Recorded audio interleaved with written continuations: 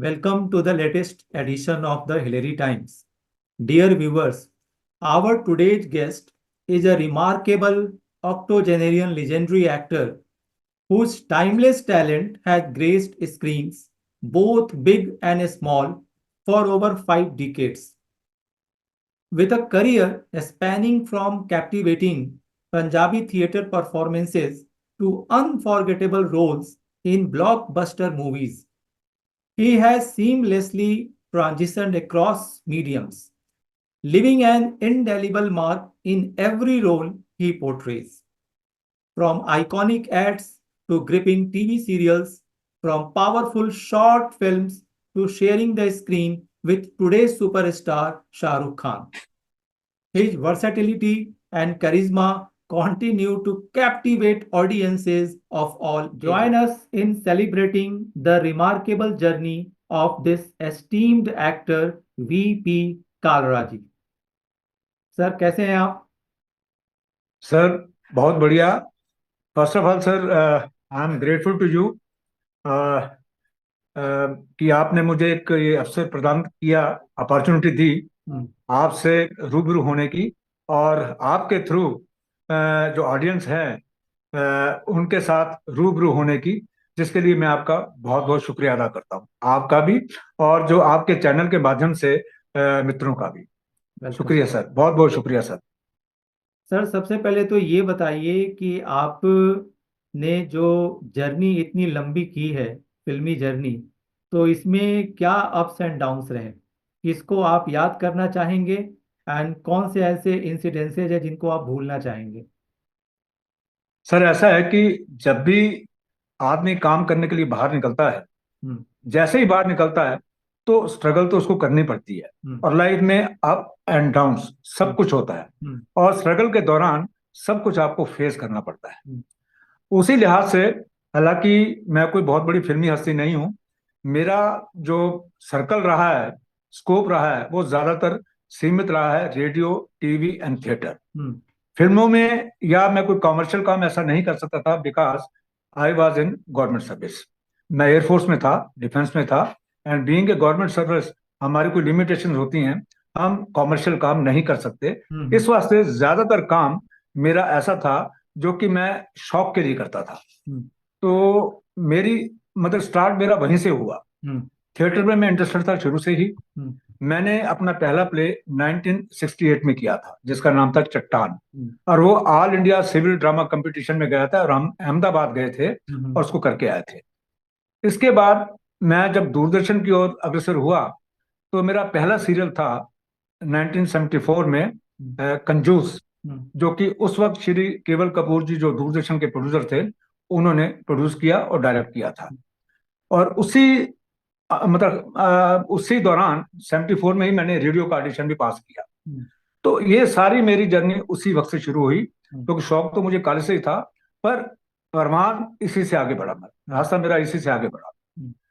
तो अब उसमें स्ट्रगल में तो आपको सर बहुत कुछ सीखना पड़ता है, करना पड़ता है, फेस करना पड़ता है, पर हमारे उस वक्त ज्यादा इतनी स्ट्रगल नहीं थी, क्योंकि दूरदर्शन उस वक्त मेन था, और ज्यादातर आर्टिस्ट जो थे वो दूरदर्शन में ही बिजी रहते थे, क्योंकि ड्रामा सेक्शन था उनका, और क्योंकि मैंने भी ऑडिशन पास किया, तो उसके बाद हमें दूरदर्शन में अच्छा खासा काम मिलना शुरू हो गया। और उस वक्त हमारा पंजाबी थिएटर भी बड़ा पॉपुलर था, जो कि डे नाइट हमारे चलता था, और लोग उसको देखने के लिए आते थे, शौक से टिकट खरीद के देखते थे। तो दूरदर्शन के दौरान काफी कुछ मुझे हासिल हुआ। साई प्रांजपे थी उन वक्त दूरदर्शन में प्रोड्यूसर, जो बाद में जिन्होंने बड़ी बड़ी फिल्में भी बनाई, और काफी अच्छी पोजीशन उन्होंने होल्ड की हुई थी। तो उनके साथ मुझे काम करने का मौका मिला, टीवी में भी और थिएटर में भी उनके साथ था मैं। तो उसके बाद जब ये चला तो फिर धीरे धीरे क्या कहते हैं, मैं जब, क्योंकि हमारे डिफेंस में भी ड्रामा बहुत पॉपुलर हुआ करते थे, और मैं रेगुलर मेरी इन्वॉल्वमेंट थी डिफेंस में भी।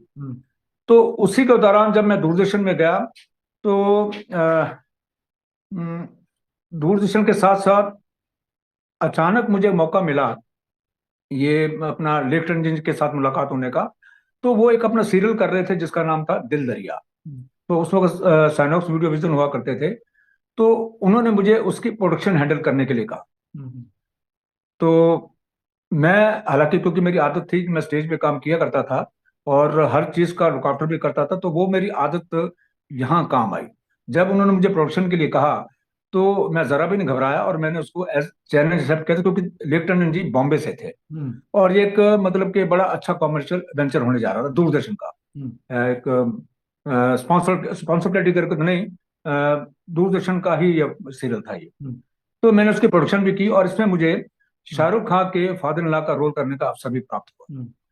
तो उसके बाद हमने इमीडिएटली इसके बाद एक और सीरियल किया जिसका नाम था दूसरा केबल। वो एक मर्डर मिस्ट्री थी और उसमें भी Shahrukh Khan was in the lead role और उसकी प्रोडक्शन भी मैंने ही हैंडल की और एक पुलिस कमिश्नर का मैंने उसमें कैरेक्टर भी किया। तो ऐसे ही आगे चलता गया और जब एक कहते हैं ना कि आदमी को विश्वास हो जाता है भाई ये अगर काम कर सकता है तो एक और रास्ता खुल जाता है। अब आर्टिस्ट तो मैं था ही, एक्टिंग का मुझे शौक था, पैशन मेरा मेन वही था, पर क्योंकि मैंने ये प्रोडक्शन हैंडल कर ली तो मुझे ज्यादा से ज्यादा प्रोड्यूसर ने प्रोडक्शन में इन्वॉल्व करना शुरू कर दिया। अब उसमें क्या हुआ कि मेरा जो एक्टिंग का पैशन था वो एक साइड पे हो गया और प्रोडक्शन का चालू हो गया। और मेरा, मुझे लगता है कि जहां तक मेरा ख्याल है कि मैंने maximum number of production Delhi में की हैं and I was known more as a production control than as an artist. हालांकि दूरदर्शन का आर्टिस्ट तो मैं था और मैं लगातार करता था अमृतसर दूरदर्शन के लिए भी और दिल्ली दूरदर्शन के लिए भी। और मुझे सर फ्रैंकली स्पीकिंग नहीं पता कि मैंने इतने सीरियल किए हैं, इतने प्रोग्राम किया कि मेरे पास कोई भी रिकॉर्ड नहीं है उसका। एंड इन अमृतसर क्योंकि I used to do a Punjabi theatre also and then Punjabi serial also, तो my face was very popular at that time. तो मेरा एक बड़ा पॉपुलर प्ले था खांदी छोले डकार बादाम दे। ये हमारे दूरदर्शन ने रिकॉर्ड किया था अमृतसर टीवी के और वो बाई चांस दिल्ली में टेलीकास्ट हो गया दिन के 11 बजे और उसको ब्लैक एंड व्हाइट का टीवी का जमाना था और एक ही चैनल था, उसको सारे लोग देखते थे। तो मैं क्योंकि एयरफोर्स स्टेशन में था तुगलकाबाद में, तो overnight I became a hero, क्योंकि जब वो संडे का दिन था टेलीकास्ट हुआ, लोगों ने उसको देखा तो नेचुरली और कॉमेडी सीरियल था और उसमें मेरा उसमें मेन लीड रोल था। तो मेरे मेरे बॉस ने ही बुला के मुझे कहा भी ऐसे ऐसे विंग कमांडर बेदी हैं, तो a date with air force a golden jubilee का प्रोग्राम शुरू हो रहा है, तो why don't you participate in that. तो मैं कहा जी मैं तो किसी को जानता नहीं। तो उन्होंने खुद बात की विंग कमांडर बेदी से, मैं उनको मिलने के लिए गया तो उन्होंने मुझे अपने साथ ही रख दिया। मैं उसके बाद वहीं स्टे कर गया, अपने यूनिट भी वापस नहीं किया। तो उनके साथ में एक साल पूरा रहा और हमने एयरफोर्स के ऊपर फिल्में बनाई पूरे एक साल के लिए, जो कि मतलब ऑल ओवर इंडिया में उनके साथ घूमा। और वो दूरदर्शन के लिए ही सीरियल था, ए डेट विद एयर से बड़ा पॉपुलर हुआ था अपने जमाने, शायद ईयर था 1988 का, इस नाम से बड़ा काफी पॉपुलर होता। और दूरदर्शन के हर महीने उसका टेलीकास्ट होता था एक ना एक स्टोरी का, जिसमें मैंने भी फौजी अफसर के भी रोल किए, मैंने बहुत सारे कैरेक्टर्स किए उसमें मैंने। तो ऐसे में मैं विंग कमांडर बेदी के कांटेक्ट में आया। तो विंग कमांडर बेदी ने इसके बाद रिटायरमेंट ले ली एयरफोर्स से, तो उन्होंने एक अपना शुरू किया प्रोडक्शन हाउस, तो उन्होंने मुझे अपने साथ रखा। तो फिर मैं उनके साथ जितनी भी उनकी प्रोडक्शन दिल्ली में बहुत पॉपुलर प्रोडक्शन रही है, विंग कमांडर बेदी का काफी अच्छा नाम है क्योंकि सिलसिला की स्टोरी भी उन्होंने लिखी थी, तो उनकी मिसेस का नाम आता है उसमें, उन्होंने लिखी थी। तो फिर मैं उनके साथ जितने भी उनके प्रोजेक्ट थे, जिसमें से कोई भी शायद 24 एपिसोड से कम का प्रोजेक्ट नहीं होगा जो मैं उनके साथ करता था, और उनकी सारी प्रोडक्शन मैं ही हैंडल करता था उनके साथ। और उनके साथ भी मैं ऑल ओवर इंडिया घूमा। एक बड़ा 24 एपिसोड का एक सीरियल था जिसका नाम समंदर था, वो भी मैंने उनके साथ किया। गोवा और बॉम्बे में जाकर करीबन 2 महीने रहे और पूरा सीरियल हमने शूट किया था, ये सब दूरदर्शन के लिए था। तो ऐसे फिर चीजें आगे बढ़ती गई और बेदी साहब ने मुझे कैरेक्टर्स भी बहुत अच्छे दिए, जिसमें बॉम्बे आर्टिस्टों की काफी इन्वॉल्वमेंट रहती थी और बड़े अच्छे अच्छे सीरियल्स हैं जो कि हमने रिकॉर्ड किए, जिसमें से एक काफी अच्छा था जिसका नाम था नाम भूल गया मैं, जिंदगी जिंदगी। जिंदगी जिंदगी उसमें जो कर्मा फिल्म में जो दिलीप कुमार के बेटे बने थे, मैं नाम भूल गया उनका, वो मेरे उसमें डॉक्टर बनते हैं और मैं एक मेन डॉक्टर का मैंने उसमें रोल किया था। जिंदगी जिंदगी ये बड़ा पॉपुलर हुआ था सीरियल। तो ऐसे ही मैंने काफी अच्छे अच्छे मुझे उन्होंने प्रोजेक्ट दिए, प्रोडक्शन के साथ साथ रोल भी बड़े अच्छे दिए उन्होंने। और अभी भी यूट्यूब पे दूरदर्शन ने आर्काइव से एक लोड किया है, अनमोल रिश्ते, ये 2 एपिसोड स्टोरी है और यूट्यूब पे अवेलेबल है। विंग कमांडर बेदी ने इसको बनाया था और ये हमने हिंडन गाजियाबाद में शूट किया था, इसमें भी बॉम्बे के आर्टिस्ट थे। तो ऐसे ही ये चलता रहा सर। तो उसके बाद फिर नौकरी, मैं रिटायर हो गया 2002 में और मुझे एक बड़ा अच्छा मौका मिल गया कि मैं अपने इस पैशन को, जो एक्टिंग का पैशन था, तो प्रोडक्शन को मैंने हटा के फिर मैंने सोली इसी की तरफ कंसंट्रेशन किया। और अभी भी मैं अपने आप को रेडियो, टीवी और थिएटर में मैंने सीमित कर रखा है, क्योंकि कमर्शियल बॉम्बे अब मैं जाने की पोजीशन में नहीं हूँ। इन बिटवीन जो मुझे फिल्में मिली, एक तो गिनी वेट सन्नी थी, जो कि मेरे ऑडिशन के थ्रू ही मुझे मिली थी, मैंने किया। और उसके बाद एक और फिल्म करके आया हूँ मैं शिमला में, द लास्ट ड्राइव। वो अभी रिलीज नहीं हुई है। तो फिल्मों का मैंने छोटा मोटा काम किया है। और इससे पहले कुछ मैंने पंजाबी फिल्में की, पर मैं कर नहीं सकता था because I was a government servant. तो वो मेरा लिमिटेशन रेडियो, टीवी और थिएटर की तरफ रही, क्योंकि ये एक ऐसा काम है जो कोई माना जाता है कि भाई ये एक आर्टिस्टिक एक्टिविटी है। तो आर्टिस्टिक एक्टिविटी के लिए मना नहीं किया जाता। तो इस वजह से मेरा सारा का सारा जो जोर था इसी तरफ लगा रहा, और मैं इसी में अपने आप को लगाए रखा मैंने। तो आज भी मैं वही कर रहा हूँ। अब क्योंकि वो एज नहीं है, क्योंकि नाउ आई एम 82 रनिंग, और अब वो एज नहीं है कि मैं कहीं इधर उधर भागूं। तो आजकल जो मुझे काम मिलता है अभी भी मैं कंटिन्यू कर रहा हूँ, रेडियो भी कर रहा हूँ, टीवी भी कर रहा हूँ, थिएटर भी कर रहा हूँ। मेरा लास्ट प्ले था अभी 18 तारीख को, हमने किया अभी, ये मेरा लेटेस्ट प्ले था। और अभी मुझे जर्नलिस्टिक एसोसिएशन का 19 तारीख को अवार्ड भी मिला है, लाइफ टाइम अचीवमेंट का। तो ये है मेरी थोड़ी बहुत जो भी अचीवमेंट्स हैं। तो पर मेरी कोशिश ये रही है सर, अपनी स्ट्रगल में मैं अपने आप को किसी एक चीज के लिए, उसमें अपने जो अपनी एक लिमिट है उसको एक चीज तक ना रखूं। क्योंकि मुझे स्टेज का एक्सपीरियंस था। और यहाँ तक कि जब वो सीरियल बनता था दूरदर्शन का, या जो कमर्शियल सीरियल भी बनता था, और जो डायरेक्टर होते थे वो क्या करते थे, शूट करके चले जाते थे, तो मैं पीछे उसको एडिटिंग करवाता रहता था।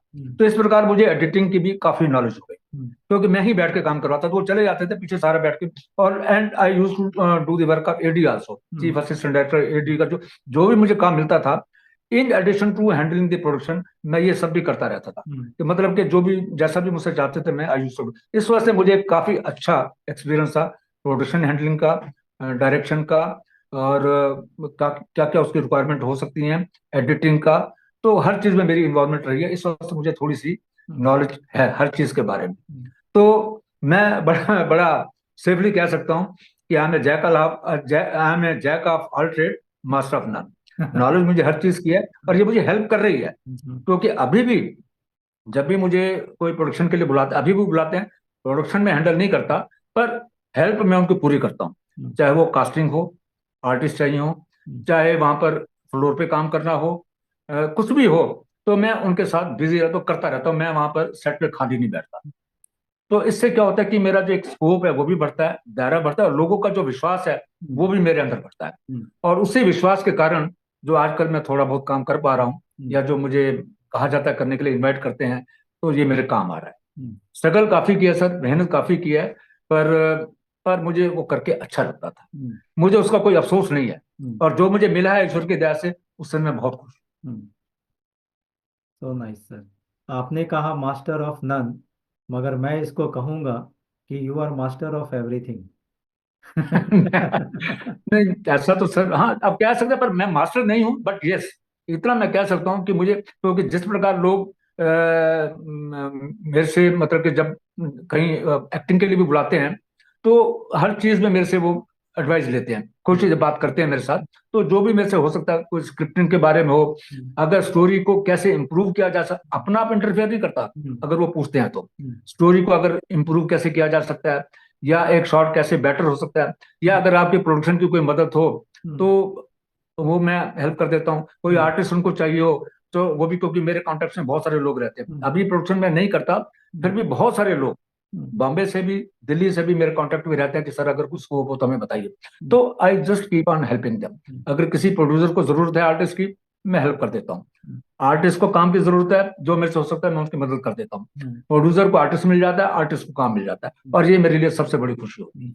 और यही वजह है कि मैं थोड़ा, जो यहाँ दिल्ली के प्रोड्यूसर्स हैं और जो आर्टिस्ट हैं, उनके अंदर अपना एक विश्वास बनाने में सफल हुआ, और ये मेरी खुशकिस्मती है।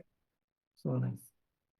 तो व्यूअर्स, बाकी लोगों का, फिल्म फ्रेटर्निटी से या ऑडियंस का कालरा जी के बारे में क्या कहना है, तो मैं आपको यहाँ पर उन क्लिप्स को दिखाने जा रहा हूँ।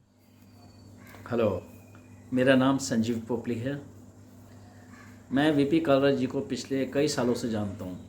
वो बहुत ही सिंपल और बहुत ही मेहनती व्यक्ति हैं। सबसे बड़ी बात यह है कि उनकी खूबी वह रंगमंच, टीवी, एडवर्टाइजमेंट सब में बिज़ी रहते हैं और जो भी कार्य करते हैं उसमें पूरी जान लगा देते हैं। बहुत ही ईमानदार व्यक्ति हैं, बहुत ही मेहनती व्यक्ति हैं और सबसे बड़ी खूबी यह है कि इतनी उम्र में भी वो एकदम फिट हैं, क्योंकि वह पैदल बहुत चलते हैं। उनकी दिनचर्या ही ऐसी है, सुबह उठ के योगा करना, व्यायाम, मॉर्निंग वॉक, इवनिंग वॉक, खाने पीने को लेके भी बहुत सिंपल व्यक्ति हैं। काम ही उनके लिए पूजा है, काम के अलावा उनको कुछ नहीं सोचता। उनको काम मिल जाए बस, काम उनके लिए नशा है, और कोई नशा वो नहीं करते, सिर्फ काम का ही नशा है उन्हें। काम मिलता रहे, हमारे ऊपर वाले से यही प्रार्थना है। हमेशा वो ऐसे ही हमें टीवी पे, रंगमंच पे दिखते रहें, अलग अलग रूपों में, अलग अलग किरदारों में हम उन्हें देखते रहें। बहुत अच्छा लगता है उन्हें देख के। धन्यवाद।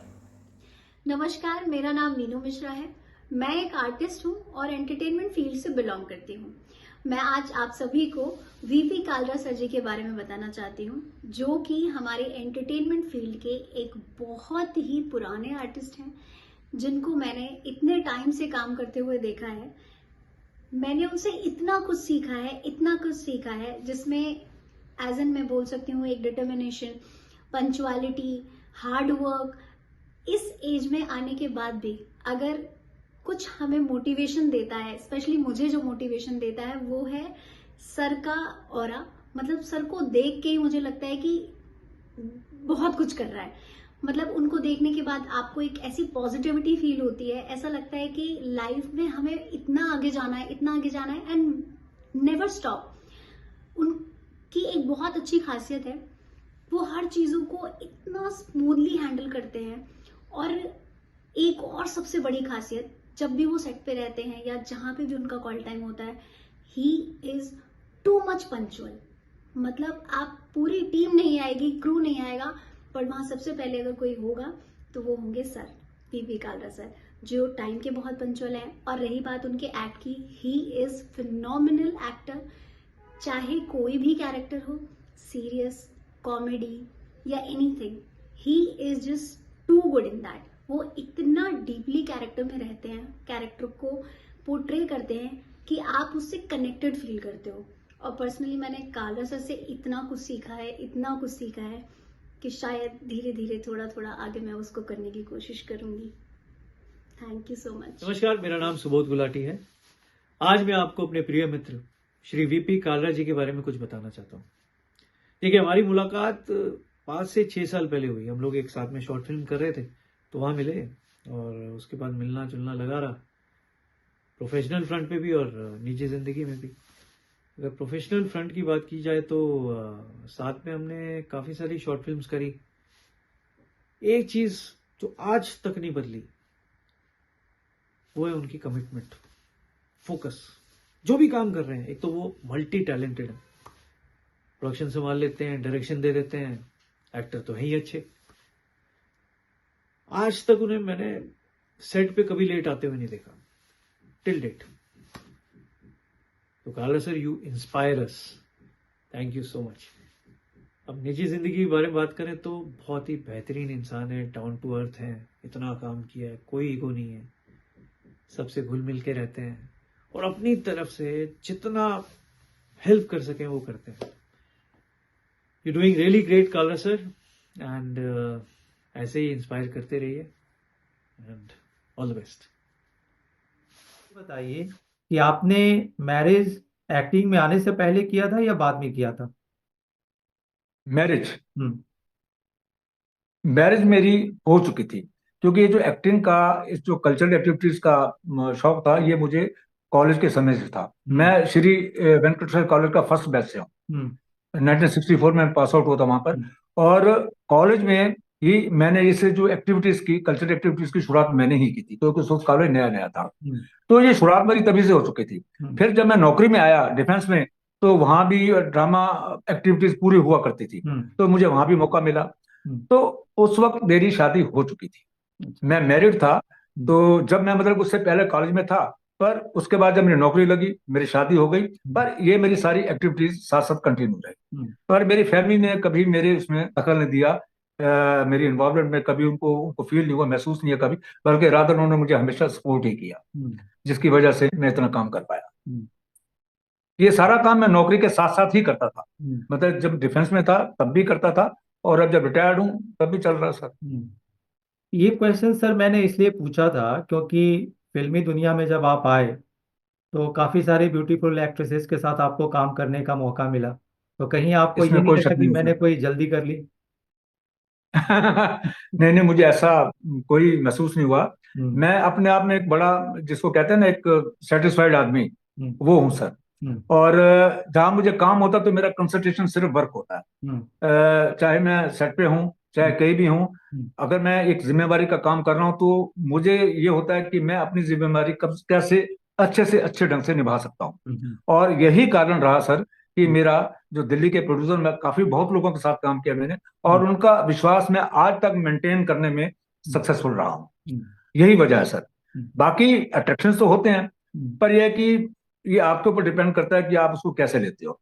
अगर दूसरी तरफ मैं निकल जाऊंगा तो मैं अपने काम को उसके साथ जस्टिस नहीं कर सकता, जस्टिफाई नहीं कर सकता काम को। पर अगर आपको आगे बढ़ना है, करना है, तो नेचुरली आपको अपने काम के साथ सिंसियरिटी के साथ जस्टिस तो करना होगा सर, वो जरूरी है।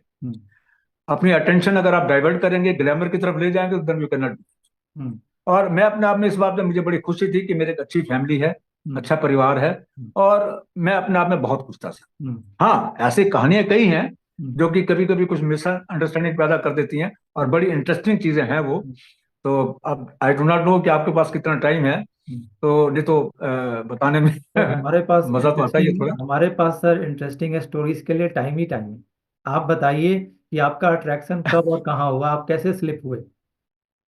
स्लिप नहीं हुआ सर। कई बार मतलब अनजाने में चीजें हो जाती हैं। अच्छा। जैसे मेरा एक प्ले हुआ करता था, जिसका नाम था पति पत्नी, नहीं पति पत्नी एक और प्ले था। उसमें क्या होता था कि क्योंकि मैं प्रॉपर्टी हैंडल किया करता था, तो एक लेटर लिखा जाता था हीरो के लिए। वो लेटर मैं उसकी प्रॉपर्टी में रखता था, तो उसको निकालता था, पढ़ता था कि जब से प्रिय सुनीता, जब से तू मुझे छोड़ के गई है, ये हो गया वो हो गया, मैं तुझे पहाड़ों में ढूंढा, कहाँ ढूंढा। तो लेटर में अपने हाथ से लिख के रखता था, तो उसको स्टेज के ऊपर रख दिया करता था। अब क्या हुआ कि एक दिन वो मेरे बैग में ही लेटर रह गया, और जब आया वक्त आया, देखा तो लेटर तो है नहीं, तो मैंने फटाफट उसी को हाथ से लिख के मैंने स्टेज पे रख दिया। वो लेटर घर में मेरे बैग में मेरे साथ आ गया, और समहाउ कपड़े निकालते वक्त मेरी मिसेज के हाथ में आ गया। अब नेचुरली उसको मेरी नई नई शादी हुई थी, तो चाहे कोई कितना भी विश्वास रखे कुछ करे, पर आफ्टर ऑल डर तो हर एक को लगता ही है जी। तो मेरी मिसेस की ये हिम्मत थी कि उसने मेरे से बात ना करके, मुझे उसने कभी शो नहीं किया, पर मेरी अपनी जो कजन थी उनके साथ डिस्कस किया। अब वो कजन क्या करे कि मेरे साथ बार बार आके मजाक करें कि भाई तू ऐसा है, तू वैसा है, तू ये करता है, तू वो करता है। मैं कहता तू क्या बातें करते रहते हो, मुझे समझ नहीं आती। कहते नहीं, मेरी एक सहेली है, उसने तेरी फोटो देखी, वो कह रही थी कि ये तो बड़ा, हम जानते हैं इसको, तो ऐसे ऐसे कई चीजों में इसकी इन्वॉल्वमेंट रहती है। तो मैं उसको पूछा मैं कि क्या बोल रही है, तो वो भी मेरी मिसेस के सामने बोल रही कि क्या। फिर बाद में आके कहते नहीं नहीं भाई मैं तो मजाक कर रही थी। तो ऐसे कई बार चलता रहता। एक बार मेरे ब्रदर ला थे, उनको भी उन्होंने कहा, उनके एक दोस्त थे जो कि प्रोडक्शन किया करते थे, उन्होंने उनको मेरे पीछे लगा दिया, और उसने भी मेरे बारे में रिपोर्ट दी, नहीं यार ये तो आदमी ऐसा नहीं है। मतलब नेचुरल वो सारे जानते थे मुझे। उन्होंने कहा नहीं नहीं ये तो मतलब कि आई नो हिम, तो इनका तो कोई ऐसा नहीं थे, प्रोडक्शन करते हैं सबको, वेरी वेल नो हिम। तो अब अंदर ही अंदर से तुमको तसल्ली हुई होगी। पर एक दिन जब हम सारे बैठे हुए थे, तो मेरी जो कजन थी उसने वो लेटर के डायलॉग्स पढ़ने शुरू कर दिए, वो भाई ये है, वो ढूंढा, वो ढूंढा। तो मैंने उसको कहा, मैंने कहा तुम्हें क्या हो गया आज, तुम्हें ये मेरा प्ले कहाँ से याद आ गया, तुम इसकी लाइनें बोल रही हो जो लेटर की लाइनें हैं। कहते ये तुम्हारे प्ले की लाइनें। मैंने कहा हाँ, तुमने देखा तो था प्ले, ये उसकी लाइनें हैं ये, तो तुम्हें कहाँ से याद आ गया। तो जब उन्होंने उसको हंसना शुरू किया, तो मैं कह रहा, मैं क्यों हंस क्यों रहा, क्या हो गया। फिर मुझे उसने असली बात बताया कि पूछ मत पूछ कि क्या क्या हो गया। कहते हम लोग परेशान थे कि कोई तुम्हारा कोई चक्कर तो नहीं है। तो इस लेटर में, ये तो ड्रामे का लेटर है भैया, ये तुमने प्ले भी देखा है, और लेटर बाय चांस वो रह गया मेरे बैग में, वो निकाल दिया, बस उससे कंफ्यूजन हो गया। तो ऐसे फिर इंसिडेंट लाइफ में चलते रहते हो, जो अपने आप में इनका एक अलग ही मजा होता है। अब भी मैं जब उसको याद करता हूँ तो मुझे बड़ा अच्छा मजा आता है सोच के, देखो क्या क्या चीजें होती हैं। पर वो सिर्फ अनअवेयरिंगली, कोई उसकी इंटेंशन नहीं थी, और कोई, सबको पता था मेरा कोई ऐसा चक्कर नहीं है, कुछ नहीं है। पर family as a family, newly married, डर तो लगता है क्योंकि फील्ड ही ऐसा है, ग्लैमरस फील्ड है, तो कहीं भी आदमी का दिमाग इधर उधर जा सकता है।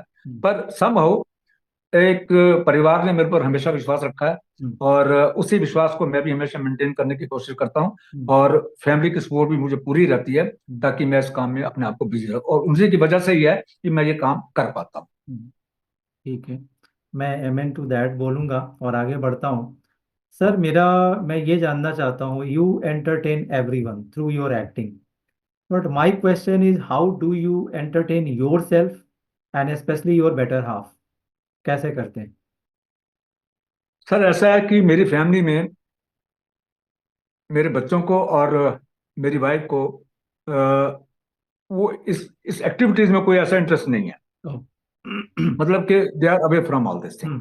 तो मेरी मिसेस जहां तक हो सकती है, मतलब कि मैं एडवाइस तो लेता हूँ उनकी, मैं पूछता भी हूँ, अगर मैं कुछ कर रहा हूँ तो मैं उनको एडवाइस भी लेता हूँ, देखो कैसा लगा ये, तो वो सारा इंटरेक्ट चलता रहता है। बाकी वो मेरे किसी मामले में ज्यादा इंटरफेयर नहीं करती हैं, जो मैं कर रहा हूँ, जो मेरी एक्टिविटी है, तो इस चीज में कोई ज्यादा सपोर्ट करती है हर चीज में मुझे। अगर मैं कोई एडवाइस लेता हूँ तो पूरा एडवाइस भी करती हैं, अगर मैं जैसे घर में बैठा हूँ ऑडिशन कर रहा हूँ तो मेरी पूरी है, भाई वैसे कर दो वैसे, वो पूरा करेंगी। पर एज सच मेरे किसी मामले में वो दखल नहीं देती हैं, भाई आप क्यों कर रहे हैं या कैसा कर रहे हैं, क्वेश्चन उन्होंने मुझे आज तक कभी किसी चीज के लिए नहीं किया, पर हाँ सपोर्ट हमेशा किया है। तो उसकी वजह से मुझे ऐसा कोई प्रॉब्लम नहीं है। तो वो क्योंकि इन एक्टिविटीज में ज्यादा नहीं है, मैं ही हूँ, तो इस वास्ते जो सपोर्ट वो मेरी कर सकती है वो करती रहती है, और मेरा काम चलता रहता है वो, और अभी भी चल रहा है। बिल्कुल सही बात है। मगर मैं ये भी जानना चाहूंगा कि आप उन लोगों को कैसे हंसाते हैं, उन लोगों को कैसे, मतलब लगता है कि हाँ अब आप आ गए तो सब कुछ आ गया, एंटरटेनमेंट के पर्पज से? घर में एज सच एंटरटेन में कोई हिसाब किताब होता नहीं है, क्योंकि बाहर इतना कुछ कर आते हैं, तो उस चीज के ऊपर घर में कभी कोई बात होती ही नहीं है नॉर्मली। पर हाँ, जो मैं करके आता हूँ, मैं नॉर्मली अपनी मिसेज डिस्कस किया करता हूँ कि आज वहाँ ऐसे हुआ, ये मिला वो मिला, तो ऐसा सामने वो सारा डिस्कशन होता है। पर उसमें एक एंटरटेनमेंट साइड है, वो उसमें ऐसा कुछ नहीं होता। घर में we are very normal, down to earth, और ज्यादा मैं एक्टिविटी की बात नहीं करता घर में। पर हाँ, जो करके आता हूँ वो मैं डिस्कस जरूर करता हूँ, पर ऐसा नहीं कि मैं 24 घंटे इसी को लेके बैठा रहूं। पर जो घर के काम है, जो मेरी जिम्मेवारी है, वो भी अपने मैं पूरी निभाने की कोशिश करता हूँ, चाहे वो रिलेशन की हो, चाहे फ्रेंड सर्कल में कहीं भी हो, तो वो भी मैं पूरी कोशिश करता हूँ कि मेरी ये एक्टिविटी के कारण और चीजों को नुकसान ना हो, मेरे परिवार को कोई नुकसान ना हो, तो वो मतलब के हिसाब किताब ठीक ठाक चलता है। तो वो एक बैलेंस मेंटेन करने की कोशिश में हमेशा जो करता हूँ, मैं नॉर्मली पूरी कोशिश रहती है कि एक बैलेंस बना रहे परिवार में और मेरी एक्टिविटी में। Okay, so nice sir. Sir, we came to know that कि आपने अभी जो न्यू जनरेशन की जो एक्ट्रेस हैं यामी गौतम, उनके साथ भी आपने काम किया, गिनी वेड्स सनी में, और आपने उनके फादर के भी साथ काम किया है। तो मेरा ये कहना है कि आपने दो जनरेशन्स के साथ जब आपने काम किया, तो आप एक्टिंग के फील्ड में क्या डिफरेंसेस देखते हैं, क्या चेंज आया है? सर, ऐसा है कि एक्टिंग तो एक्टिंग ही है। पुराने लोग जितने भी करते थे काम, जितने बड़े बड़े हुए हैं, तो वो कहीं से एक्टिंग सीख के नहीं आते थे। ये this is something which comes from your inner side, no, है ना। बाकी ये बात और है कि आजकल ट्रेनिंग स्कूल बहुत खुल गए हैं और बकायदा उनको पढ़ाया जाता है। अब हम जैसे लोगों ने कोई मतलब कोई स्कूल ज्वाइन नहीं किया, ये अपने आप में सीखा हमने, किसी ने हमें गाइड नहीं किया, अपना आप मेहनत की। हाँ, और अपना स्टेज है, थिएटर है, रेडियो, टीवी। आप, मैं आपको बता दूं कि मैं रेडियो में जब मैंने ऑडिशन देने गया, मैं 5 साल लगातार फेल हुआ, मैं 5 साल, पर मैंने हिम्मत नहीं छोड़ी। हर साल मैं ऑडिशन देता था, और अल्टीमेटली जाके जब मैं पास हुआ तब मुझे और शौकत के लोगों के साथ मैंने काम किया रेडियो में, जो कि शौकत के बड़े धुरंधर होते थे। तो ये होता ना सर कि आप उस वक्त सिंगल चैनल होता था, लिमिटेशन थी, और ज्यादातर दूरदर्शन का ही काम था उस वक्त। बाहर के, क्योंकि चैनल जो बाद में निकले वो बाहर निकले, तो कंपटीशन उस वक्त इतना नहीं था, पर अब कंपटीशन शुरू हो गया। उस वक्त लोग लिमिटेड थे इस लाइन में, क्योंकि ज्यादा लोग नहीं जाते थे, जो ज्यादा शौकीन थे, जो इंटरेस्टेड, जो एक्टिविटीज में इंटरेस्ट, वही जाते थे। बाकी आमतौर पर मतलब कितना, क्योंकि उस वक्त इनकम जो होती थी ना, वो इस साइड के ऊपर नहीं डिपेंड कर सकते थे, भाई हमारे इतनी इनकम होगी क्या होगा, जो ये अपने सर्वाइवल के लिए आपको कुछ करना होता, वो पॉसिबल नहीं हो पाता था। पर आज मैक्सिमम लोग इस साइड के ऊपर अपने ट्रेनिंग स्कूल खुले हुए हैं, और इसमें कोई शक नहीं है कि टेक्निकली भी और अदरवाइज आल्सो जो नेक्स्ट जनरेशन आ रही है, they are much much advance. क्योंकि उस वक्त जो चीजें आज हम देख रहे हैं वो हमारे वक्त में नहीं हुआ करती थी, वो आज भी हम उनको हैंडल नहीं कर पाते जो आजकल की जनरेशन हैंडल करती है। कंपटीशन ज्यादा है, इस वास्ते वो जागरूकता आजकल की जनरेशन में ज्यादा है बजाय हमारे, क्योंकि उनको पता है कि हम अगर हमने रोटी कमानी है, अगर हमने एक्टिंग में जाना है या इस फील्ड में जाना है, तो ये फील्ड बड़ा रिस्की है, तो अपने आप को पूरी तरह प्रिपेयर करके जाते हैं ताकि उनको आगे कहीं मार ना खानी पड़े। सरवाइव करने के लिए उनको डबल मेहनत करनी पड़ती है, जबकि हमारे वक्त में इतना नहीं था। हम तो सारे दूरदर्शन के प्रोडक्ट हैं, ड्रामा सेक्शन हुआ था, जाते थे, सीखते, थिएटर किया, घर आ गए, तो इतना कंपटीशन नहीं होता था। वही लोग उस फील्ड में होते थे जो इन चीज में इंटरेस्टेड होते थे। पर अब क्योंकि ये एक अट्रैक्शन हो गया, एक मतलब कि एक ऐसा प्रोफेशन हो गया है जिसको लोग अडॉप्ट करते हैं और फैमिलीज उनको सपोर्ट करती हैं, और ये सर्वाइवल के लिए इस फील्ड में आते हैं, सबसे पूरी तरह वो तैयार होके आते हैं हर चीज में, जो कि हम नहीं करते थे। वो ट्रेनिंग लेके आते हैं, सीख के आते हैं, चाहे उनको फिल्म इंस्टीट्यूट में जाना पड़े, चाहे नेशनल स्कूल ऑफ ड्रामा में जाना पड़े, तो अपनी तरफ से वो पूरी तरह प्रिपेयर होके आते हैं। इस वास्ते वो इस फील्ड को काफी अच्छा आगे लेके चल रहे हैं। उनसे, इस जनरेशन से भी हमें भी नई नई चीजें सीखने को मिलती हैं। जब मैं यंगर लोगों के साथ काम करता हूँ तो मैं उनसे बहुत सारी चीजें सीखता हूँ। मैं मेरे से मतलब कि जो मेरी एज के लोग उसमें बहुत कम होते हैं। जो मैं थिएटर का, सरिता गोरा जी जिनके साथ मैं करीब 16 साल से थिएटर करता हूँ, शायद मेरी उम्र का आदमी उनमें कोई भी नहीं है, सारे यंगस्टर हैं। अभी जिनके साथ मैं प्ले किया वो हैं जी सुनीता अग्रवाल जी, उनका भी बजट बनवास में लास्ट प्ले किया, तो सारे बच्चे थे और मेरी रिस्पेक्ट भी बहुत करते थे। अगर मैं कोई एडवाइस करता था सुनते भी थे, पर जो उनके अंदर पैशन है करने का, सीखने का, वो काफी ज्यादा है, और वो डेफिनेटली उनकी हेल्प करता है। उनको पता है कि अगर हम कुछ सीखेंगे नहीं, कुछ करेंगे नहीं, तो हम सरवाइव नहीं कर पाएंगे इस फील्ड में, और वो जरूरी है। क्योंकि हम तो चलो नौकरी थी, सर्विस थी, उसके साथ साथ काम कर रहे थे, पर यहाँ तो उनको इंडिपेंडेंट इसी फील्ड में जाना है। अगर इस फील्ड में जाना है तो they have to be fully prepared, तभी वो आगे बढ़ सकते हैं, अदरवाइज नहीं बढ़ सकते। पर हाँ, अगर कोई ये सोचता है कि मैं सिर्फ एक्टिंग के बल पे ही कुछ कर लूंगा, वो दिल्ली में तो पॉसिबल नहीं है, बॉम्बे में पॉसिबल है, दे कैन अर्न समथिंग। पर फिर भी क्योंकि ये जॉब बड़ा रिस्की है और ये एक थोड़े समय के लिए होता है। अगर कोई आगे निकल गया तो निकल गया, नहीं निकल पाया तो बेचारे का पता नहीं लगता। इस बात उनको और चीजों में भी साथ साथ सीख के चलना पड़ता है कि कल को अगर मुझे रोटी कमानी पड़े तो मैं सिर्फ इसी पे डिपेंडेंट ना रहूं। कम से कम अगर मैं स्ट्रगल कर रहा हूँ, आगे बढ़ने की कोशिश कर रहा हूँ, तो साथ साथ मेरा ये इसका भी इंतजाम होना चाहिए, ताकि जब तक मैं आगे नहीं बढ़ पाता तो मेरा रोटी पानी भी चलता रहे, जो रोज का खर्चा होता है वो मीटअप होता रहे। अदरवाइज माँ बाप को परेशान करेगा अननेसेसरी, और पेरेंट्स तो जरूरी नहीं कि हमेशा ही आपको सपोर्ट करेंगे, कर पाएंगे, जरूरी नहीं है। तो वो चीजें बहुत जरूरी होती हैं, और आजकल की जनरेशन ये लेके चल रही है, समझदार है, कोशिश करते हैं, रेगुलर भी हैं, और पैशन भी है उनमें, और डेफिनेटली मतलब हम भी उनसे कुछ सीखते हैं, टेक्निकली भी और वैसे भी। तो यहाँ पर मैं व्यूवर्स को बताना चाहूँगा कि कालरा जी से एक बहुत अच्छी बात मैंने भी सीखी है, आपको भी सीखना चाहिए। As he stated that he did try 5 times for radio, और 5 बार उनका रिजेक्शन हुआ, उसके बाद भी वो लगे रहे, और लास्ट में आपका सिलेक्शन हो ही गया रेडियो में। तो आजकल के बिल्कुल लोग, हाँ, आजकल के लोग जरा जरा सी बात पर गिव अप कर देते हैं, डिप्रेस हो जाते हैं। तो we all should learn this thing from Kalraji's personality. उनके ये नेचर से हमें सीखना चाहिए कि हमें जरा जरा सी बात पर घबराना नहीं है, we should not lose our hope, and हमें आगे बढ़ना है।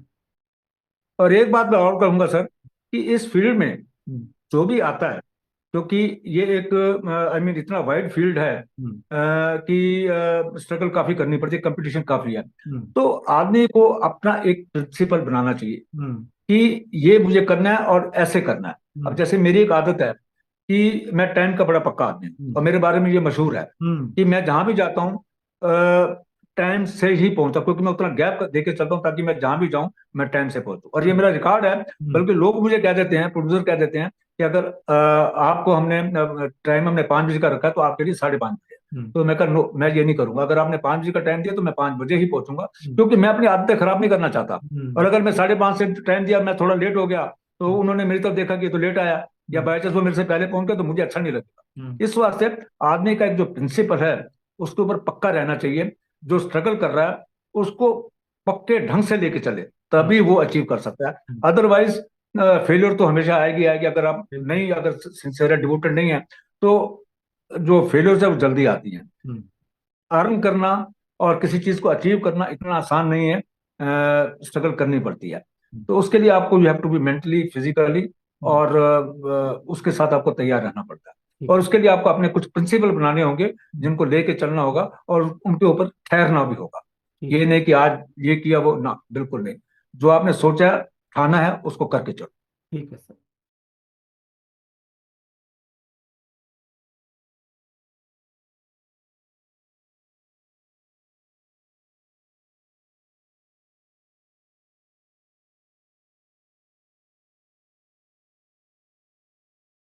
Welcome back dear viewers. Sir, आपने जो ये मूवी थी आपकी अभी जो रिसेंटली हमने देखी, गिनी वेड सनी, जी उसमें जो आपका सीन था मेट्रो में, तो वह सर रियल लोकेशन पर हुआ था या स्टूडियो में हुआ था? नहीं जी, वो जो सीन था रियल लोकेशन थी। मेट्रो उन्होंने बुक करा रखी थी, शायद उनका 2-3 दिन का काम था। तो पूरी उन्होंने मेट्रो बुक कराई हुई थी और फिर जो पैसेंजर थे वो भी क्राउड उन्होंने लिया हुआ था, इनवाइट किया हुआ था, ताकि अपने हिसाब से वो शॉट्स ले सके। तो करीब 2 बजे तक मेरा वो सीन चला, सुबह 6 बजे से। और तब तक वो मेट्रो जो गाड़ी थी, ट्रेन लगातार चलती रही। परी चौक से लेकर वो आगे तक जो उनका डिपो था वहां तक टू एंड फ्रो चलती रही कंटिन्यूसली, जब तक हमारा वो शॉट कंप्लीट नहीं हो गया। तो ये करीब 2 बजे मेरा शॉट खत्म हुआ था। और करीब शायद 60 के करीब उसमें पैसेंजर थे। यामी गौतम भी थी बीच में, और अपना ये मिस्टर विक्रांत मैसी भी, और बाकी कैमरा टीम जो भी थी, सारी की सारी उस मेट्रो के अंदर ही थी। और ये रियल लोकेशन थी, रियल मेट्रो। सर, आपने जो वो सीन आपने जो किया वो वाकई बहुत जानदार था। एक्चुअली जब हमने उस सीन को देखा तो उसमें हमें लगा एज एन ऑडियंस की एक नॉर्मल बातचीत है और आपको बैठना है और आप बैठ जाएंगे आराम से।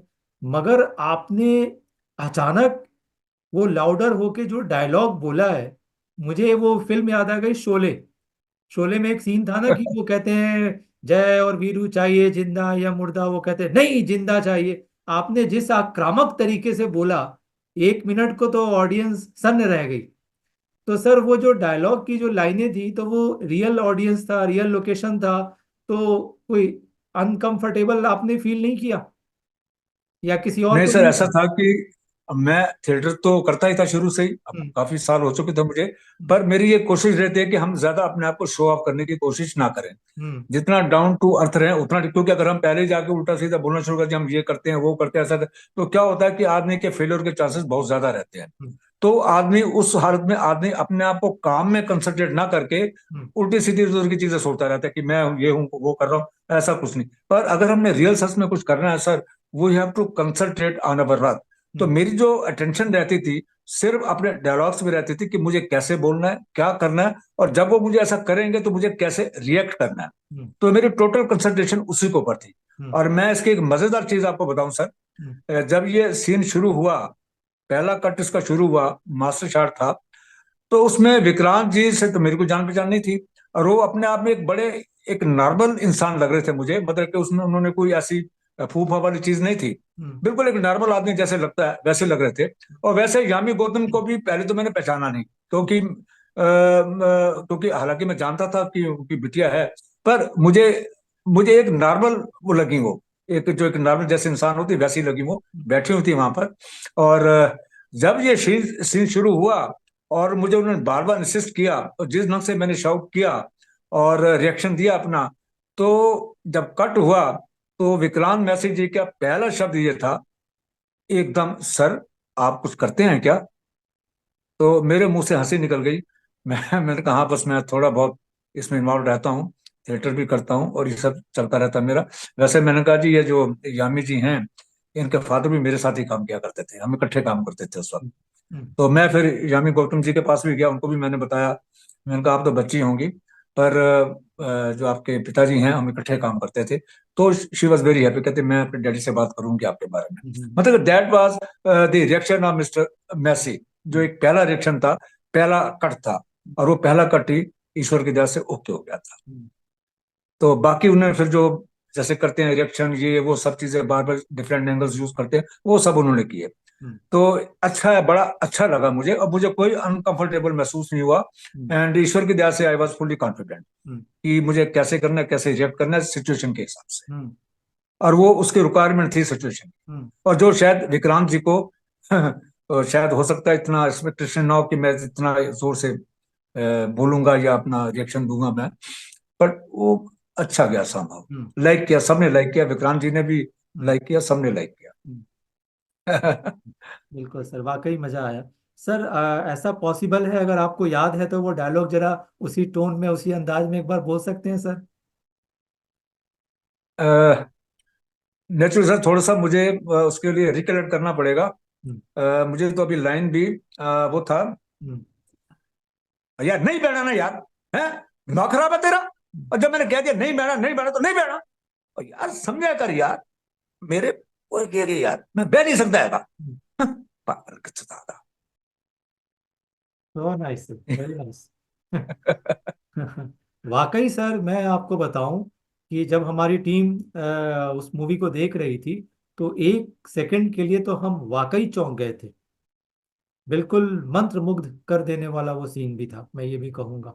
और सर मैं एक चीज बताऊं आपको, हम्म, हालांकि नॉर्मली जो ऐसे सीन होते हैं जो इनके जो एड होती है, जो अपना ये प्रोमो बनाते हैं हम्म, उसमें डालते नहीं है, मेरा ये सीन उसमें भी डाला गया था। हम्म, हम्म, जब इन्होंने ऐड के लिए जो तैयार किया था स्पॉट अपना, हम्म, उसमें ये मेरा सीन भी था। हम्म, और really I was feeling very proud, मुझे हम्म, अच्छा लगा बहुत हम्म, कि चलो मेरी मेहनत सफल हो रही है ईश्वर की दया से। हम्म, और उसकी वजह से काफी मुझे मतलब कि विश्वास मिला लोगों का भी, हम्म, और अप्रिसिएशन भी मिला। और जब नेचुरली पिक्चर जब आई तो लोगों ने उसको देखा उसको, हम्म।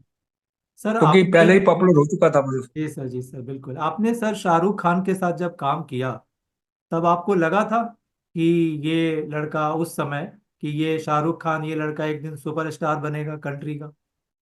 नहीं सर, शुरुआत में कभी भी किसी के साथ भी ऐसा नहीं लगता है, हम्म, क्योंकि आदमी की किस्मत का कोई भरोसा नहीं होता। हम्म, कौन आदमी कहाँ कैसे बन जाए, हम्म, और वो लाखों करोड़ों में एक ही होता है सर। हम्म, शाहरुख खान जी भी जब शुरू शुरू में, मुझे आज भी याद है जब वो दिव्या सेठ और ये दोनों आए थे, इकट्ठे आए थे हम्म, लेक टंडन जी के साथ, हम्म, और लेक जी ने बताया भाई ये हमारे सीरियल में लीड रोल कर रहे हैं। ये hmm, was a very normal man, hmm, और हमारे रिलेशन जो हैं बहुत ही नॉर्मल रहे, यारी दोस्ती वाले, क्योंकि मैं प्रोडक्शन हेड हुआ करता था।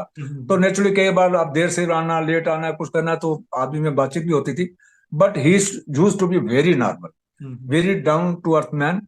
और मेरे लिहाज से उन्होंने उन दिनों भी, हालांकि नए होते हुए, बड़ी मेहनत की उन्होंने। और उसके बाद मुझे याद है कि इनका मेरा सीन शूट हो रहा था लोधी रोड में, तो वहां से जो कर्नल कपूर जी के यहाँ से जब फौजी सीरियल होना था तो वहां से लोग आए, तो वो शायद उन्होंने शाहरुख जी को याद किया, तो लेक टंडन जी ने कहा भाई ये मेरे सीरियल में ये बड़ा रोल कर रहा है, तो इसको एक अच्छा रोल मैं अश्योर करूंगा कि ये शुड गेट ए, ये must get a good role character.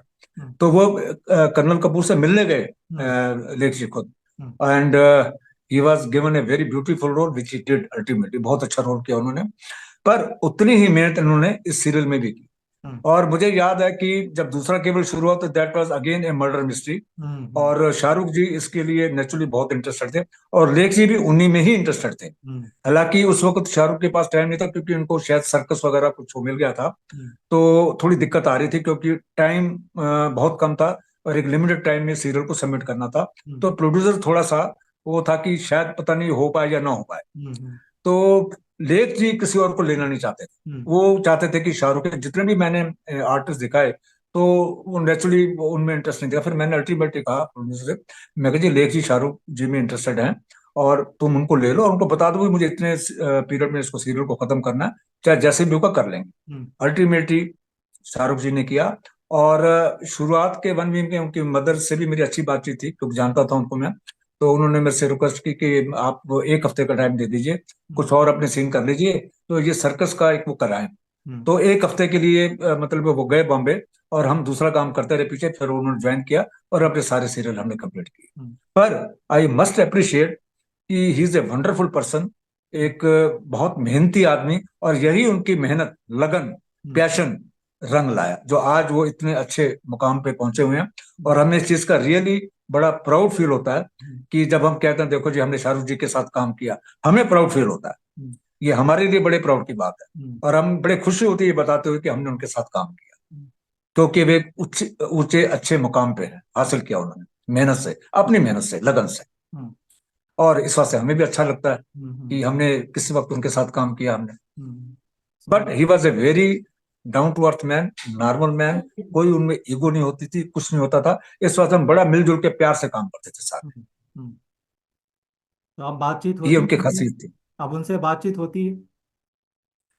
Very rare. मेरी लास्ट बातचीत जो हुई थी, एक प्रोडक्शन मुझे करनी थी जो मैं नहीं कर पा रहा था, तो इनका मुझे स्पेशली फोन आया था मेरे ऑफिस में कि काला साहब यार वो उनकी प्रोडक्शन कर दो ना यार। मैंने कहा अच्छा शाहरुख यार तुम कह रहे हो तो मैं कर ही देता हूँ। तो वो उनकी मेरी लास्ट बातचीत थी। उसके बाद एक्चुअली सर मेरा क्या है कि मैं एक बड़ा हेजिटेंट एक रिजर्व आदमी हूँ। मैं मतलब कि मेरे इतना वो नहीं होता कि मैं किसी के अगर कोई आगे बढ़ गया, कुछ बढ़ गया, तो मैं थोड़ा सा वो मेरा अंदर वो है नहीं। मैं अपने आप में ही खुश रहता हूँ, चलो ठीक है यार आदमी बढ़ गया, अच्छा हुआ। और देख देख हाँ, हालांकि मुझे इतना एक्सपीरियंस है कि हमारे जो भी आर्टिस्ट बॉम्बे गए, जिन्होंने सीरत जैसे वनीता मलिक जी, अरुण बाली थे, वनीता मलिक थी, ये सारे आर्टिस्ट बॉम्बे में गए थे, जब भी उन्होंने शाहरुख खान जी से मिलने की कोशिश की तो बड़ा इज्जत से उन्होंने बातचीत की, बड़े इज्जत। जयश्री अरोड़ा जी थे, तो ये सारे मिले क्योंकि बॉम्बे में ही थे। तो उनका मतलब कि जो एक्सपीरियंस था वो यही था कि जब भी उन्होंने शाहरुख खान जी से मुलाकात करने की कोशिश की तो ही वॉज वेरी नॉर्मल, और बड़ी इज्जत दी उन्होंने हमेशा ही। ये एक अपने आप में बड़ी चीज है सर, और ये ऐसी चीजें ही आदमी को अपना आगे मुकाम अच्छा हासिल करने में हेल्प करती है। बिल्कुल बिल्कुल। तो इस मामले में हमें तो डेफिनेटली हम अप्रिशिएट करेंगे उनको कि जब भी, हालांकि मेरी ये अपनी गलती है कि मैंने कभी अप्रोच नहीं किया, कभी उनसे बात नहीं की। हाँ, अगर मैं कभी बातचीत करता तो शायद मेरा भी कहीं काम बन जाता, पर क्योंकि मैं I was in defence, government नौकरी थी बॉम्बे, तो मुझे पता था मैं कॉमर्शियल काम तो कर नहीं सकता। तो मैं इस वजह से कभी गया ही नहीं बॉम्बे, और ना ही मेरी कभी बातचीत हो पाई उससे। So nice, sir. So, like others, you also enjoyed working with Shahrukh Khan. Sir मुझे ये डेफिनेटली बताइए, डेफिनेटली। हाँ सर मुझे ये बताइए कि वीडियो रुक गया था। सर ये बताइए कि आप घर में क्या क्या करते हैं अदर देन एक्टिंग? घर में सर मेरी आई एम एब्सोल्युटली नॉर्मल, हम्म और मैं अपने इस प्रोफेशन को, इस हॉबी को घर के ऊपर ज्यादा हॉबी नहीं होने देता। हम्म तो घर के अंदर मैं ये डिस्कशन भी बहुत कम करता हूँ, हम्म और घर के जितने भी मेरी जिम्मेवारी हैं, परिवार की दूसरी हर चीज में अपने निभाने की कोशिश करता हूँ, और अपनी फैमिली के साथ जो भी मुझे जैसा भी कमिटमेंट्स होती हैं मैं हमेशा पूरी करने की कोशिश करता हूँ। तो हाँ, अब जैसे आजकल का जमाना, हमारे वक्त में ये ऑडिशंस नहीं हुआ करते थे, और हम तो खुद ही जब प्रोडक्शन करते थे, चलो भाई आर्टिस्ट हमारी नजर में रहते थे, चलो भाई ये कैरेक्टर्स हैं, इन आर्टिस्ट को बुलवा लो, उनको करवा लो, क्योंकि हमें पता होता था।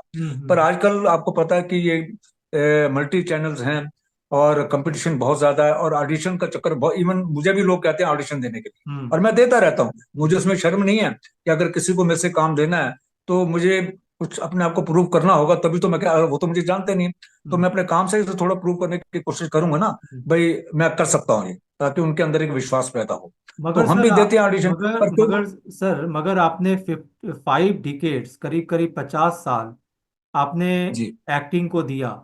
जो लोग आपको जी। ऑडिशन करने के लिए कहते हैं उन्होंने भी तो आपको डिफरेंट डिफरेंट रोल्स में देखा हुआ है, तो इस स्टेज में प्रूव करने की क्या जरूरत है? नहीं सर, उसका एक कारण है, क्योंकि हम्म आजकल जो इस फील्ड, कोऑर्डिनेशन फील्ड में है ना, जिन्होंने अपने जो कास्टिंग डायरेक्टर्स हैं कोऑर्डिनेशन फील्ड में, वो आजकल के नई जनरेशन के लोग हैं। हम्म वो हम पुराने लोगों को नहीं जानते, क्योंकि जितने भी मेरे पुराने लोग हैं ना, वो मुझे कभी ऑडिशन के लिए नहीं कहते हैं, उनको पता है। तो हम्म वो अगर करते तो सीधा ही कहते हैं काला जी ये काम करना है, ऐसे करना है, वैसे करना है, और इसमें ये कैरेक्टर्स भी आपने करना है। वो कोई कुछ नहीं कहता, उनको सबको पता है। पर ये जो नई जनरेशन है ना, तो हम उनको इसके लिए ब्लेम नहीं कर सकते सर, क्योंकि आजकल हर आदमी की कोशिश है इस फील्ड में अपने आप को सेटअप करने के लिए, करते हैं कई तो इसी के थ्रू भी कास्टिंग डायरेक्टर बने हुए हैं। चलो अगर ऐसा करते हैं कि उनको भी काम करने का मौका मिल जाता है, हम्म आर्टिस्टों से रिलेशन करने का मौका मिल जाता है, हम्म बातचीत हो जाती है, तो आगे बढ़ने की कोशिश हो जाती है उनकी। पर क्योंकि कंपटीशन ज्यादा है और उनको हमारे बारे में पता नहीं है। अब देखिए, अगर कोई 22-23 साल का आदमी है या 25 साल का यंग आदमी है, तो नेचुरल वो पुरानी चीजों मेरे बारे में नहीं जानता होगा। हम्म और अगर उसको मेरे अंदर विश्वास हो, या अगर उसको कास्टिंग के लिए कोई आर्टिस्ट मांगते हैं, तो नेचुरली मुझे रेफर करेगा, मुझसे कहेगा भी अपना ऑडिशन भेज दो, क्योंकि उसको मेरे बारे में पता नहीं है, या मुझे अपना कोई काम शेयर करने के लिए कहेगा। पर पुराने वक्त में हमारे पास जो काम हमारे होते थे वो नहीं है हमारे पास, क्योंकि उस वक्त रिकॉर्डिंग की फैसिलिटीज हमारे पास नहीं होती थी। इवन फोटोज पिक्चर्स भी नहीं होते थे हमारे पास, जो आके सेट पे पिक्चर लेते थे हम उसे खरीद खरीद के लेते थे। जो फैसिलिटीज आज हैं वो फैसिलिटीज उस वक्त नहीं हुआ करती थी, इस वास्ते पुराने रिकॉर्ड हमारे पास नहीं है। पर हाँ, इतना मैं विश्वास के साथ कह सकता हूँ कि जो पुराने लोग हैं वो ज्यादातर मुझे जानते हैं, क्यों कि मैं इस फील्ड के साथ as a production controller, as an artist, as a casting director भी कह लो, जो कुछ भी कह लो, तो हर चीज की तरह मैं जुड़ा हुआ था, तो लोग मुझे काफी जानते थे। तो पुराने लोग अब भी याद करते हैं, वो अभी मेरे से हेल्प लेते हैं, अगर उनको कुछ कास्टिंग के लिए चाहिए होता तो मुझे डेफिनेटली कहते हैं और मैं उनकी मदद करता हूँ। और नए लोगों को क्योंकि हमारे बारे में पता नहीं, अगर मुझे ये काम करना है इस फील्ड में, चाहे मैं कितना भी बेहतरीन एक्टर रहूं, जो कि मैं नहीं हूं, पर यह है कि मुझे अपने आप को प्रूव तो करना पड़ेगा ना, भैया जो कैरेक्टर आप कह रहे हो, जो चाह रहे हो, मैं ये कर सकता हूँ। अब आगे वो रिजेक्शन तो होती है, और मैं कह सकता हूँ कि 10 में से 9 बार तो रिजेक्शन ही होती है, उसके बावजूद भी, क्योंकि हमें नहीं पता होता कि उनकी रिक्वायरमेंट क्या है, वो क्या चाहते हैं। वो जैसा हमें कहते हैं हम करने को कर देते हैं, पर एक्चुअल रिक्वायरमेंट तो हमें पता नहीं है ना क्या है, तो अपनी तरफ से काम कर देते हैं, बाकी उनके ऊपर है। पर हाँ, ये गिनी वेट सन्नी का भी मुझे इसी के थ्रू ही मिला था, कास्टिंग डायरेक्टर के थ्रू ही मैंने ऑडिशन करके भेजा था। मैं किसी को भी नहीं जानता था और उन्होंने मुझे अपना आप लिया था। ऐसे ही जो ये लास्ट ड्राइव जो अभी फिल्म में करके आया हूँ, वो भी मुझे ऐसे ही मिली थी। ऑडिशन किया था, करके भेजा था, उन्होंने अप्रूव किया, मुझे बुलाया, मैं करके आ गया। तो अभी भी हमें भी अब मेहनत करनी पड़ती है इसके लिए, क्योंकि आजकल की जनरेशन हमारे बारे में इतना नहीं जानते, क्योंकि हम पुराने लोग हैं। उस वक्त हमारे पास ना रिकॉर्डिंग की फैसिलिटीज थी, आजकल सब कुछ है। आजकल तो हम कहीं भी कुछ कर लेते हैं, सेल्फी भी बना लेते हैं, शूट भी कर लेते हैं, अपना रिकॉर्ड भी रख लेते हैं। पर उस वक्त तो मेरे पास आज तक जो मैंने किया है सर, तो मेरे पास तो कोई रिकॉर्ड ही नहीं है, क्योंकि उस वक्त 16 mm पे 35 mm पे पिक्चर होती थी, सिर्फ फोटोज होती थी, जो हम क्लिक करते तो हम कभी कभी किसी से ले लेते। पर जिस प्रकार आज हम रिकॉर्ड अपना रख सकते हैं, वो उस वक्त हमारे पास नहीं था। वरना मैं तो जितना काम करके आया हूँ सर, अगर वो मेरे पास रिकॉर्ड होता तो शायद पता नहीं बहुत ही अच्छा होता, पर हमारे पास है ही नहीं रिकॉर्ड। मैं अपने आप को प्रूव नहीं कर सकता कि मैंने इतना काम किया। हाँ, जो मेरे पास दूरदर्शन की कॉन्टेक्ट की कॉपी है, जो रेडियो की कॉन्टेक्ट की कॉपी है, उससे ही पता लगता है कि मैंने इतना काम किया है। वो भी सारे एक जगह बंडल बना के रखते हैं, क्योंकि वही रिकॉर्ड है मेरा। बाकी प्रैक्टिकली रिकॉर्ड पुरानी चीजों का हमारे पास कोई भी नहीं। अब जैसे मैं आपको एक बात बताऊं, विंग कमांडर बेदी के साथ हमने जब डेट विद एयरफोर्स कर रहे थे, तो 71 के ऊपर वार के ऊपर हमने एक सीरियल बनाया था, POWs, प्रिजनर ऑफ वार्स। और आप उसमें यकीन करेंगे सर कि हमारे कुछ फौजी, जब 71 वार हुई थी, तो हमारे कुछ एयरफोर्स के अफसर पकड़े गए थे। जैसे वहां पर शॉट डाउन करते हैं, हवाई जहाज गिरे, तो उल्टी तरफ चले गए पाकिस्तान के, तो they were part and they were prisoner of war for some time. और वो लोग पाकिस्तान से टनल बना के भागे थे।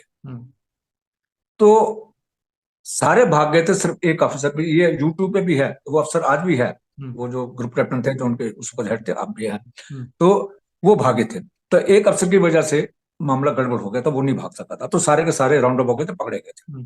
तो जब वो एज POWs वापस इंडिया आए, तो हमारे विंग कमांडर बेदी जी ने क्या किया, उन सबको रियल लिया, उनको टीम को लिया, बुलाया, उनसे उनकी स्टोरी सुन के उनके ऊपर स्टोरी लिखी पूरी, और उन्हीं के साथ ही हमने वो सारा शूट किया। वही रियल जो ऑफिसर थे वो इन्वॉल्व जो इसमें थे, POWs, और जो टनल बना के भागे थे, उनके साथ हमने वर्चुअली काम किया, उनको लेके, और इसी सीरियल में पूरा काम का। और ये टेलीकास्ट हुआ था दूरदर्शन पे।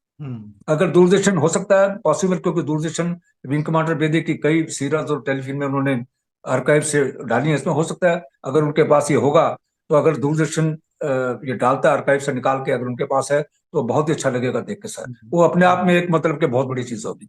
वो हमने 16 mm पे बनाई थी और जब बाड़मेर गए थे हम उसको शूट करने के लिए, सर आप यकीन नहीं करोगे, इतनी गर्मी थी कि वो पूरी की पूरी फिल्म ही वहां पर पिघल गई थी। फिर हमने गुड़गांव आकर उसको रीशूट किया था, जो टनल से भागने का सीन था। तो ऐसा मतलब कि इतनी मेहनत करते थे उस वक्त, पर रिकॉर्ड नहीं है हमारे पास। पर आजकल तो हर चीज का रिकॉर्ड है, हमारे पास नहीं है वो। मैं अपने आप को प्रूव नहीं कर सकता, कि मैंने सिर्फ बता सकता हूँ, पर मैं प्रूव नहीं कर सकता कि दिखाने के लिए मेरे पास देखो ये है, मैंने किया नहीं कर, तो यही नहीं रिकॉर्ड। सर इस मामले में वाकई जो न्यू जनरेशन है वो लकी है, टेक्नोलॉजी का बहुत बेनिफिट बहुत सबको मिल लकी है रहा है। सर, बहुत। और एक चीज़ मैं सबको बताना चाहूँगा जो कालरा जी से आप सबको सीखना चाहिए कि रिजेक्शन और क्रिटिसिज्म दोनों चीज़ों से आपको डरने घबराने की ज़रूरत नहीं है, गिव अप करने की ज़रूरत नहीं है। आप जिस राह पे चल रहे हो, जो आपको करना है आप करते रहो, एंड बस आप आगे बढ़िए। सर, समय की कमी के कारण I can't take more questions, तो हमें यहाँ रुकना पड़ेगा। और आपने हमें समय दिया, इसके लिए बहुत बहुत बहुत धन्यवाद। और मैं उम्मीद करता हूँ कि आपका समय मुझे दोबारा फिर मिलेगा और एक और ब्यूटीफुल शो आपके साथ में रिकॉर्ड कर पाऊंगा in coming days sir. Sure sir, स्वागत है आपका। और मुझे भी सर इस बात की बड़ी खुशी है कि आपने मुझे एक मौका दिया, एक अपॉर्चुनिटी दी आपसे बातचीत करने की, और आपके थ्रू आपकी ऑडियंस से, श्रोताओं से बातचीत करने की एक मुझे मौका मिला, अपने बारे में बताने का मौका मिला। ये मेरे लिए सबसे खुशी की बात है, जिसके लिए मैं आपका बहुत बहुत शुक्रिया अदा करता हूँ। Welcome. Thank you very much sir. God bless you. Welcome.